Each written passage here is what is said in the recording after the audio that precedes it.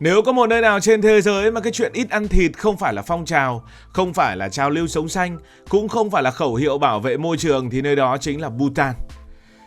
Ở Bhutan người ta không tuyên bố là tôi sẽ ăn chay, họ cũng không treo những cái bảng ví dụ như là cấm ăn thịt. Đơn giản hơn rất nhiều, trong đời sống thường ngày, thịt không xuất hiện nhiều và nếu có thì cũng không phải là trung tâm của bữa ăn. Với những người nước ngoài như chúng ta, điều này nghe rất lạ bởi vì chúng ta đã biết có một câu chuyện là người Việt Nam ăn thịt lợn top 4 trên thế giới.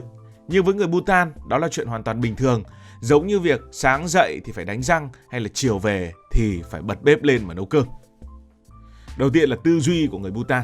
Sát sinh trong cái cách nghĩ của họ không phải là chuyện ẩm thực mà là vấn đề của đạo đức. Ở nhiều nơi trên thế giới, ăn thịt đơn giản là một lựa chọn dinh dưỡng, ăn cho nó khỏe, ăn cho nó bổ. Hôm nay thích thì ăn, mai chán thì không ăn nữa, coi như một chuyện rất bình thường. Nhưng ở Bhutan câu chuyện lại khác hẳn. Với người dân Bhutan, ăn thịt trước hết không phải là chuyện ngon hay là không ngon, đủ chất hay là không đủ chất, mà là một câu hỏi về đạo đức. Tại sao lại như vậy nhỉ? Phật giáo Kim Cương Thừa ở Bhutan nằm trong những việc rất đời thường.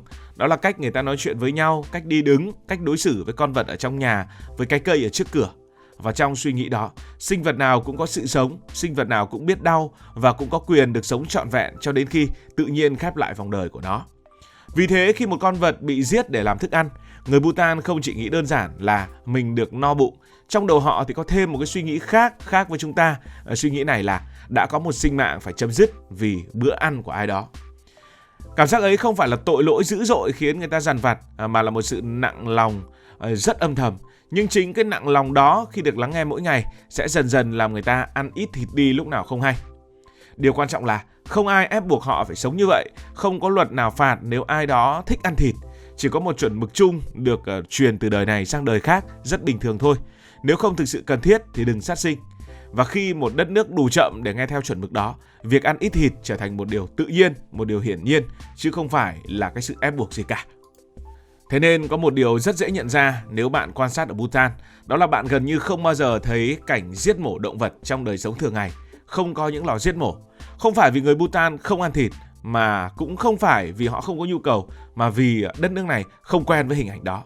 Ở nhiều nước khác, việc giết mổ được tổ chức thành một ngành công nghiệp và thường bị đẩy ra xa khu dân cư, giấu ở trong tường cao cửa kín để người tiêu dùng chỉ nhìn thấy miếng thịt đã được làm sạch sẽ, đóng khay gọn gàng trong siêu thị.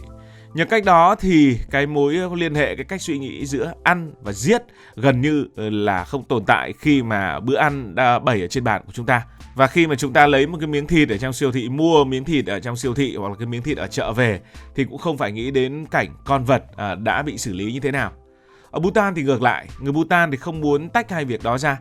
Chính vì họ hiểu rất rõ ràng ăn thịt thì luôn gắn với cái chết, nên họ chọn cách hạn chế ngay từ đầu. Không mở rộng lò mổ, không biến giết mổ trở thành một ngành nghề phổ biến ở trong xã hội. Và quan trọng hơn, họ không muốn thế hệ sau lớn lên trong cái cảnh đó như là chuyện bình thường của cuộc sống. Vậy nếu không giết mổ trong nước thì họ có nhập thịt hay không? Câu trả lời họ bắt buộc phải nhập thịt. Bởi vì đã không duy trì cái việc giết mổ trong nước rồi, trong khi nhu cầu ăn thịt của một số người thì vẫn còn. Khi cần thịt, Bhutan thường nhập từ bên ngoài, chủ yếu từ các nước gần gũi, các nước láng giềng, trong đó có Ấn Độ. Nghe thì rất là mâu thuẫn, không muốn sát sinh nhưng lại ăn thịt do người khác xử lý.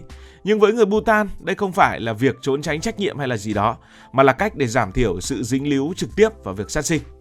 Trong cách nghĩ của họ, tốt nhất là không ăn thịt, và nếu hoàn cảnh buộc phải ăn thì ít nhất cũng không trực tiếp cầm dao, không trực tiếp tham gia vào một cái khâu giết mổ nào đó. Đó là một cách né tránh cái ác, chứ không phải là hợp thức hóa việc ăn thịt.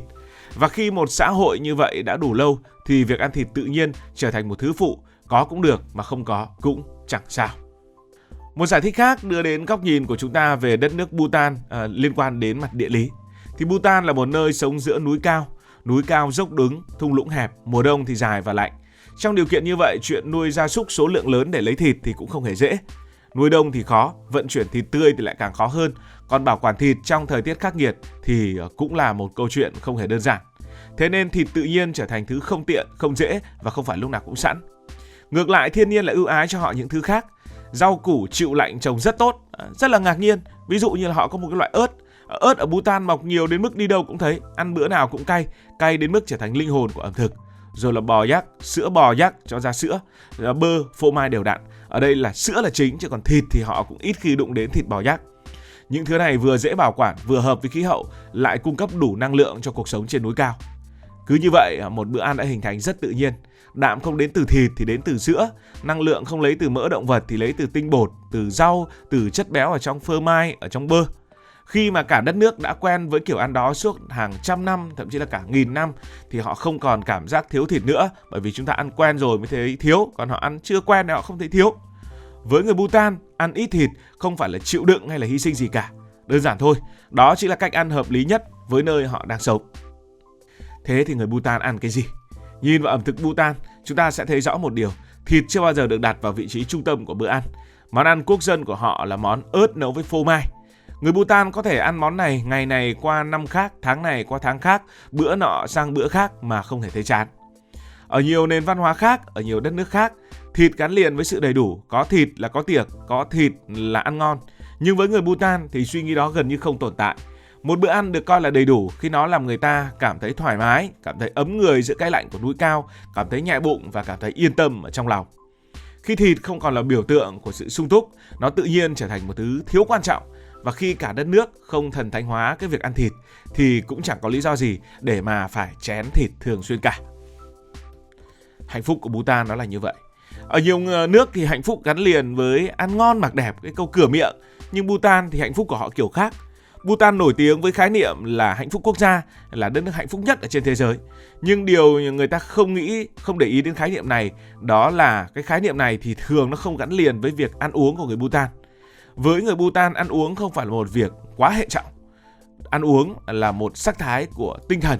Một bữa ăn ở Bhutan không được đánh giá đơn thuần bằng việc ăn ngon hay không, ăn nhiều thịt hay không, mà người ta còn tự hỏi ăn xong có cảm thấy thoải mái hay không, đầu óc có cảm thấy thanh thản hay không, có cảm giác vừa làm điều gì đó khiến mình cấn cấn khó chịu hay không. Khi đặt câu hỏi theo cách đó, thịt tự nhiên không còn là thứ mặc định theo cách mà chúng ta vẫn hay ăn. Không phải vì thịt không ngon, cũng không phải vì họ cố tình kiêng khem cho khổ, mà vì đôi khi cái giá tinh thần phải trả cho một miếng thịt là không xứng đáng trong suy nghĩ của họ. Nếu ăn mà cảm thấy không thoải mái thì dù có ngon đến đâu cũng không trọn vẹn. Với họ, một bữa ăn khiến tâm mình an mới là một bữa ăn đúng. Nhưng cũng phải khẳng định rằng nói người Bhutan không ăn thịt là hoàn toàn không chính xác, chỉ là họ hầu như không ăn thịt hoặc là hạn chế ăn thịt mà thôi. Họ có ăn nhưng cách ăn rất khác. Thịt không xuất hiện thường xuyên trong bữa ăn hàng ngày, cũng không phải là thứ khiến họ mong chờ hay thèm khát. Nó không phải là điều hiển nhiên mà là một lựa chọn có điều kiện. Thịt thường chỉ xuất hiện trong những thời điểm đặc biệt, nhất là vào mùa đông khắc nghiệt ở vùng núi cao, khi thời tiết lạnh buộc cơ thể phải cần thêm năng lượng để chống chọi bên cạnh những đồ ăn sẵn có. Nhưng ngay cả lúc ấy, thịt cũng không được ăn theo kiểu ăn cho sướng miệng, ăn cho đã miệng. Nó thường được phơi khô, cắt nhỏ, dùng dè sẻn, đủ để duy trì sức khỏe chứ không để hưởng thụ. Trong các lễ hội tôn giáo, thịt gần như biến mất khỏi bàn ăn. Không ai ra lệnh cấm, không có quy định thành văn. Đơn giản là họ tự hiểu với nhau rằng đó không phải là thời điểm phù hợp để mà ăn thịt. Một ngày dành cho cầu nguyện, cho thanh lọc tâm trí, thì việc sát sinh hưởng thụ từ cái chết của sinh vật khác là điều rất không nên làm. Nếu mang cái suy nghĩ này của người Bhutan tới với chúng ta, thì chúng ta sẽ cảm giác như đây là một đất nước thiếu thốn, ăn uống đơn giản hoặc là ít lựa chọn. Nhưng nếu sống đủ lâu để hiểu cách người Bhutan nhìn ra thế giới, câu hỏi sẽ tự đảo ngược lại. Tại sao chúng ta lại đang ăn thịt nhiều đến vậy khi hoàn toàn có thể sống nhẹ hơn, chậm hơn và yên tâm hơn ở trong lòng người? Nói chung thì mỗi người một quan điểm thôi, ăn hay không là tùy bạn. Cảm ơn vì đã quan tâm theo dõi câu chuyện này. Nếu cảm thấy thú vị, bạn có thể nhấn nút đăng ký kênh, bật chuông thông báo và chia sẻ. Còn bây giờ thì xin được nói lời chào, tạm biệt.